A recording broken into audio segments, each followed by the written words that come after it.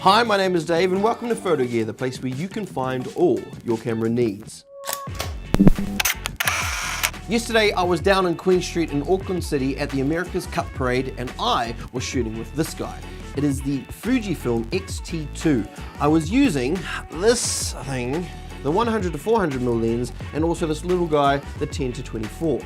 The atmosphere was amazing yesterday. It felt good to be a Kiwi celebrating with thousands of other Kiwis on such a historical event like this, even in the pouring rain. Speaking of rain, when I say pouring rain, it was pissing down, or I was drenched, it was just wet. However, I did manage to capture some photos of Team New Zealand celebrating themselves. Here's one, that's one of them holding the cup. Here's one on a boat that doesn't need sailing. I was really impressed with how the 100-400 managed to capture a moving subject like that, and I don't mean just moving forward in one direction. They were on a boat.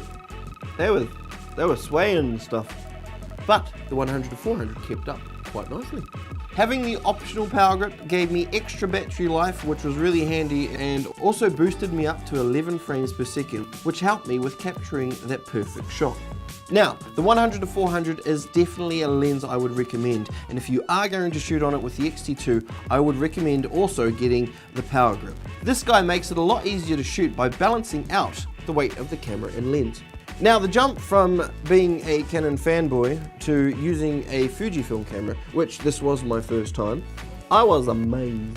When I talk about color, Fujifilm do color like no one else. This is what I mean. With the X-T2, I was really impressed with how much detail it could capture, even at 400mm.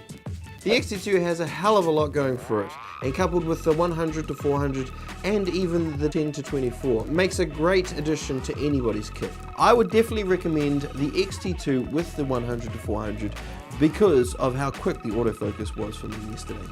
One thing I would have loved to have is a touchscreen LCD. That would have made focusing a lot better, especially when I had to reach up high over a crowd. Overall, I would definitely recommend the X-T2 if you are after that vintage look and that retro style.